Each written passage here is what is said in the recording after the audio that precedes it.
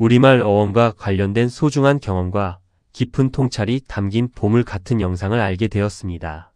수많은 영상 속에 묻혀두기 아까운 내용이라 요약하여 기록으로 남깁니다. 본 포스팅의 저작권은 원작자인 세상 돌아보기 채널에 있습니다. 우리말 어원 탐구 오디오 5편 중 3편을 시작하겠습니다.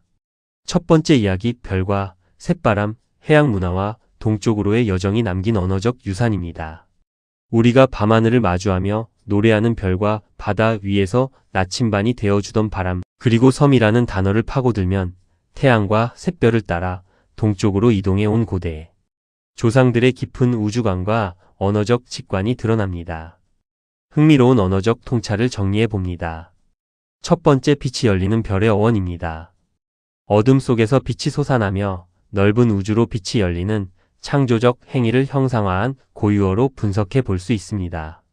고대 고인돌 덮개돌이나 하만 마리산 고분 벽면에 북두칠성과 별자리를 선명히 새겨 넣었듯 별은 제사장과 고대 조상들에게 하늘의 뜻을 살피는 거룩한 이정표이자 사후에 도달하는 영혼의 거처였습니다.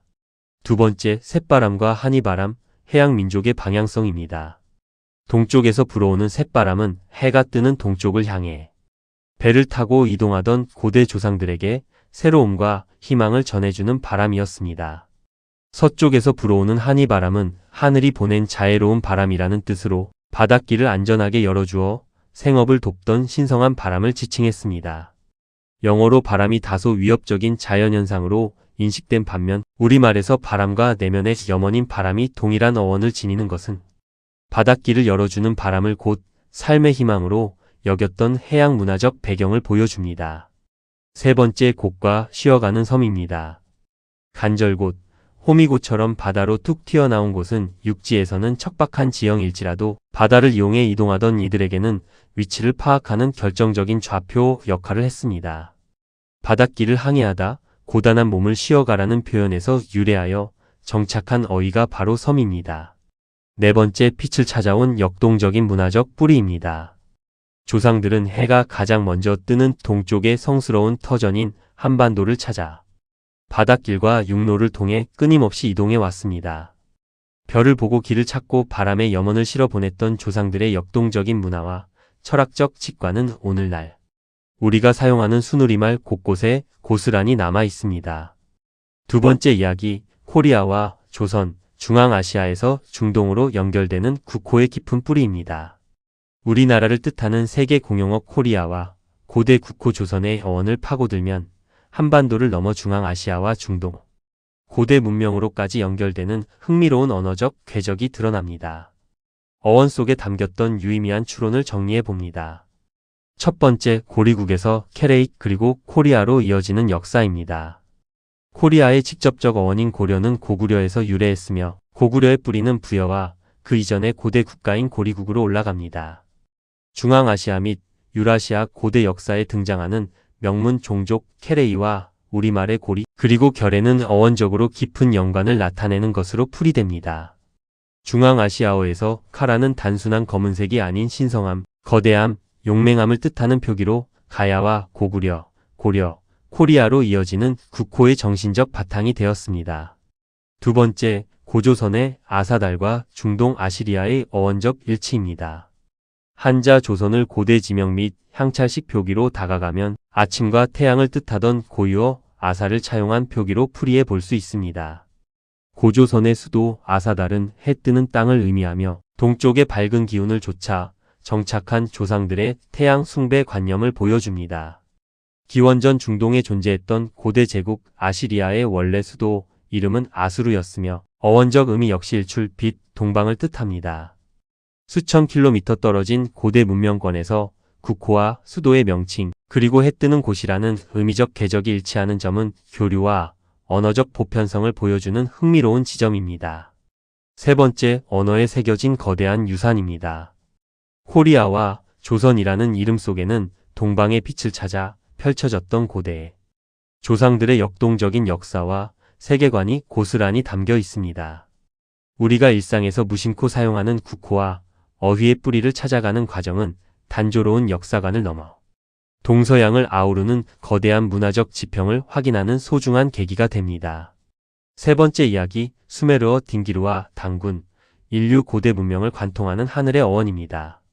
인류 최초의 문명으로 불리는 메소포타미아의 수메르어의를 파고들면 중앙아시아를 거쳐 우리 고대사로 이어지는 놀라운 언어적 궤적이 드러납니다. 어원 속에 담긴 유의미한 통찰과 고대사의 지평을 정리해 봅니다. 첫 번째, 수메르어 딩기르와 탱그리 그리고 단군입니다. 수메르인들이 하늘과 신성한 존재를 가리키던 어휘. 딩기르는 중앙아시아 유목 문명에서 하늘을 뜻하는 탱그리와 어원적으로 일치합니다. 하늘의 이치를 땅에 구현하던 고조선의 최고 지도자. 단군 역시 탱그리와 칸의 결합으로 수메르부터 중앙아시아, 동방으로 이어지는 고대 우주 간의 공통된 어원적 유산으로 풀이됩니다. 두 번째, 검은 머리와 고마, 카라의 신성함입니다. 수메르인들이 스스로를 검은 머리의 사람들이라 지칭하던 명칭은 단순히 신체적 특징을 넘어 고대어에서 검은색이 지녔던 신성함, 으뜸, 거대함의 관념과 연결됩니다. 백제와 고구려에서 도성을 고마라 부르고 가야를 가라 부른 것 역시 태초의 신성한 기운을 상징하던 검은색의 어원적 맥락이 고스란히 정착된 사례입니다. 세 번째, 홍산 문화와 바레만 그리고 해양 문화의 역동성입니다. 기원전 7000년경 요서 지역에서 찬란히 피어난 홍산 문화와 비파형, 동검의 분포는 고조선이 대륙과 해양을 아우며 거대한 문명권을 형성했음을 보여줍니다.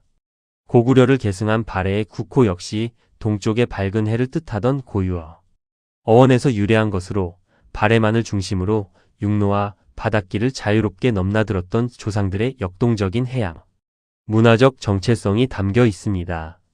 네 번째, 시공간을 넘어선 언어적 자부심입니다. 한반도라는 지리적 한계에만 갇히지 않고 수메르, 중앙아시아, 만주 벌판을 관통하는 언어적 신호를 살피는 일은 조상들이 남긴 역동적인 문화적 DNA를 재발견하는 과정입니다. 무심코 부르던 단군과 바레, 그리고 고대 지명 속에 새겨진 빛과 하늘의 어원은 오늘날 우리 언어 속에 깊이 살아 숨쉬고 있습니다. 네 번째 이야기, 백제에 담긴 비밀, 모든 것을 담아내는 바다와 포용의 언어입니다. 삼국시대의 중심축이었던 백제라는 국명의 어원을 파고들면 단순히 한자의 뜻을 넘어 고대 조상들이 지녔던 해양, 문화적 포용성과 깊은 어원적 궤적이 드러납니다. 흥미로운 언어적 통찰을 정리해 봅니다. 첫 번째, 고구려와 부여, 그리고 백제의 갈래입니다. 주몽과 함께 고구려를 세운 소선호 세력이 남하하여 한강 유역의 터를 잡고 세운 백제는 훗날 성황대의 국호를 남부여로 고치고 왕족의 성씨를 부여시로 삼았듯이 부여의 정통성을 간직한 국가였습니다. 사비성의 고대 지명인 소불이 역시 작은 부여라는 뜻으로 대륙에서 건너온 핵심 세력이 고유의 어원적 정체성을 지키고자 했던 언어적 유산입니다. 두 번째, 바이카잔과 백잔의 의미입니다. 중앙아시아, 타타르 지역의 고대 지명 및 호수 이름인 바이카잔은 하늘이 내려준 풍요로운 큰 그릇을 의미하는 어휘였습니다. 광개토 대왕 비문에 기록된 백잔이라는 표기는 낮춰 부른 한자 표기라기보다 바이카잔이라 불리던 고대어 발음을 향찰식으로 음차한 사례로 분석해 볼 수 있습니다. 결국 백제라는 국명은 하늘과 바다가 준 풍요로움을 담아내는 큰 그릇이라는 고대어에서 유래한 것으로 다양한 문화와 사람을 포용하던 해양 제국의 정체성을 반영합니다. 세 번째, 가람과 강가의 신성함입니다. 중앙아시아 고대어에서 감가는 무당이 거주하며 제사를 지내던 신성한 물가를 가리키는 어휘였습니다. 이 어원이 우리말에 정착하면서 거대한 강과 물줄기를 뜻하는 가람이 되었으며 바닷길과 강줄기를 통해 교통과 교역의 네트워크를 형성했던 백제 문명의 밑바탕이 되었습니다. 네 번째, 대륙과 바다를 누빈 해양 제국의 유산입니다. 백제는 닫힌 성벽 안의 삶에 머물지 않고 나루를 거점으로 한반도와 서해, 일본 열도, 동남아시아까지 있는 바닷길을 자유롭게 누비던 역동적인 해양 제국이었습니다. 모든 것을 담아내고 이롭게 하려 했던 백제의 국명 속에는 동방 고대사가 품었던 거대한 포용성과 자부심이 오늘날까지 유효한 가치로 살아 숨쉬고 있습니다. 다섯 번째 이야기, 말갈과 몽골, 그리고 아바르, 유라시아를 관통하는 북방 문화의 궤적입니다. 고대 사서에 자주 등장하는 말갈과 유라시아 대륙을 누비던 몽골, 그리고 서유럽 역사에 강한 흔적을 남겼던 아바르 세력의 어원적, 지정학적 연결고리를 추적해보면 한반도 고대사가 단순한 고립된 영역이 아닌 거대한 유라시아 문화 네트워크의 중심축이었음을 알 수 있습니다. 첫 번째, 말갈과 몽골의 물골 중심 어원적 추론입니다. 고대 동북아시아 사서에 기록된 말갈은 단일한 부족명이라기보다 만주 및 송화강, 흑룡강 유역 주변 수역에 거주하던 여러 부족을 통칭하던 명칭으로 분석됩니다. 유목 및 산림 채집 문명이 형성되던 강가와 계곡, 유역을 가리키던 고유어. 물골의 음차 표현이 말갈 및 몽골이라는 국칭으로 정착되었을 가능성이 제기됩니다. 두 번째, 유럽 역사에 나타난 북방 유목 세력입니다. 8세기 유럽 대륙으로 진출한 훈족과 아바르족은 알타이 산맥과 유라시아 초원 지대에서 발원한 세력입니다. 이들의 복식과 무구 체계는 고구려 및 가야의 체계와 밀접한 지정학적 연관성을 보입니다. 현대 티르크 세력이 스스로의 원료를 알타이 산맥에서 찾고 헝가리가 아바르 및 훈족의 역사적 유산을 계승한다고 여기는 바탕에는 알타이어족 계통의 문화적 동질성이 존재합니다. 세 번째, 고구려, 발해, 백제의 포용적 국가 체계입니다. 고구려와 발해는 단일한 혈통에만 국한되지 않고 말갈을 비롯한 수많은 세력을 흡수하여 대륙형 제국을 구축했습니다. 백제 역시 한강 및 발해만 일대의 수역 교역망을 토대로 서해, 일본 열도, 동남아시아까지 있는 포용적 해양 교류망을 형성했습니다.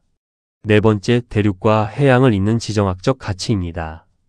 유라시아 대륙의 동쪽 끝에 위치한 한반도는 대륙 세력이 위축될 때 안전한 문화적 보루가 되었으며 세력이 확장될 때는 해양과 대륙으로 나아가는 거점이 되었습니다. 단조로운 국경선에 갇힌 시각에서 벗어나 대륙과 해양을 유기적으로 연결했던 조상들의 대범한 포용성과 문화적 네트워크를 재조명하는 것은 중요한 인문학적 자산이 됩니다.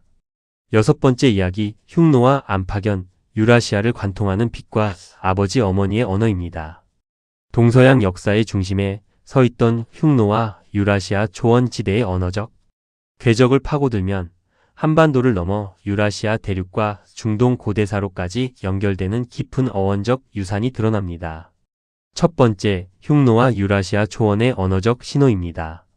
5세기 유럽 대륙을 뒤흔든 훈족은 동방의 기마와 제철 문명을 서구권에 전파한 주요 주체였습니다. 이들의 이동 경로는 유라시아 초원 지대를 거쳐 유럽의 언어와 지명 속에 유의미한 흔적을 남겼습니다. 유럽의 볼가강, 불가리아, 발칸 등의 지명은 고대어에서 붉고 밝은 빛과 태양을 지칭하던 어휘적 궤적과 연결되는 것으로 분석됩니다. 두 번째, 고대 제국의 지도자 안파견의 어원적 풀이입니다. 환단고기 등 고대 사서에 등장하는 지도자. 명칭 안파견을 향찰과 이두식 어원으로 접근하면 아바인 아버지와 칸인 지도자의 결합으로 풀이해 볼 수 있습니다.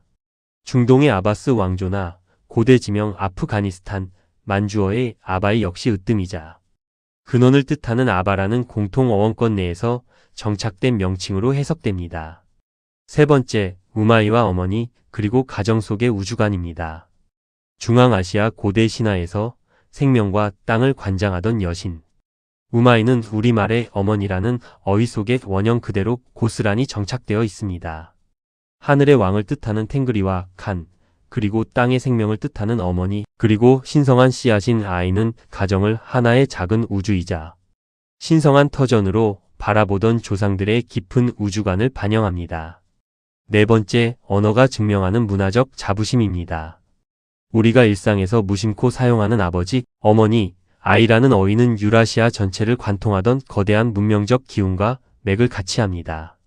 단순한 과장이나 맹목적 우월의식을 넘어 언어에 새겨진 문화적 신호를 객관적으로 추적하는 일은 우리 문화의 깊이와 역동성을 재확인하는 뜻깊은 바탕이 됩니다. 일곱 번째 이야기, 고조선의 도읍지와 아사달, 지명과 언어에 남겨진 고대사의 궤적입니다. 고대 국호 조선과 수도 아사달의 어원을 언어학적, 지명적으로 파고들면 한반도와 요서 지역, 그리고 유라시아 대륙으로 연결되는 거대한 문화적 지평이 드러납니다. 첫 번째, 최치원의 날랑 비서와 풍류의 이두식 해석입니다. 신라 고은 최치원 선생이 제시한 풍류에서 풍류는 단순한 유흥이 아닌 이두식 표기로 풀이해 볼 수 있습니다. 하늘과 자연의 이치를 밝히어 세상을 이롭게 하려 했던 고대 조상들의 철학적 직관이 풍류라는 표기 속에 정착된 사례로 분석됩니다. 두 번째, 조선과 아사달 그리고 조양의 연관성입니다. 한자 조선은 아침과 태양을 가리키던 고유어 아사를 향찰식으로 음차한 표기로 해석됩니다. 수도인 아사달은 아침과 밝음을 뜻하는 아사와 땅을 뜻하는 달의 결합으로 해 뜨는 밝은 땅인 양지 바른 곳을 의미합니다. 요서 지역에 위치한 조양은 한자 자체로 아침 햇살이 비추는 양지를 뜻하며 홍산 문화의 중심지 및 고조선의 주요 활동 영역과 지리적으로 밀접하게 부합하는 어원적 후보지 중 하나입니다. 세 번째, 홍산 문화와 단군 신화의 지정학적 맥락입니다. 기원전 3500년에서 3000년경 요서 지역에서 발달한 홍산 문화는 제사장 중심의 신전, 유적과 옥기 문화를 특징으로 합니다. 홍산 문화 유적에서 출토된 곰 형태의 옥기와 여신상은 단군 신화에 등장하는 선진교역 세력과 토착, 정착 세력의 결합 과정을 보여주는 상징적 유물 체계로 풀이할 수 있습니다. 네 번째, 대륙과 해양을 잇는 발해만 수역 네트워크입니다. 고조선과 고구려, 발해로 이어지는 핵심 터전이었던 발해만은 동쪽의 밝은 해를 뜻하는 고유어에서 유래한 명칭입니다. 한반도와 요서, 산둥반도를 연결하던 발해만 수역은 고대 조상들이 대륙과 해양을 자유롭게 넘나들며 교역망을 넓혀갔던 삶의 터전이었습니다. 다섯 번째, 언어적 유산이 지닌 역사적 의미입니다. 조선, 아사달, 조양으로 연결되는 언어적 신호는 단조로운 국경선의 틀을 넘어 동방 고대사가 지녔던 역동적인 문화적 스펙트럼을 보여줍니다. 어휘와 지명의 원형을 차분히 추적하는 일은 우리 문화의 깊이를 정확하게 이해하고 가치를 정립하는 소중한 바탕이 됩니다. 오늘 이야기가 흥미로우셨다면 구독과 좋아요, 알림 설정까지 부탁드립니다. 감사합니다.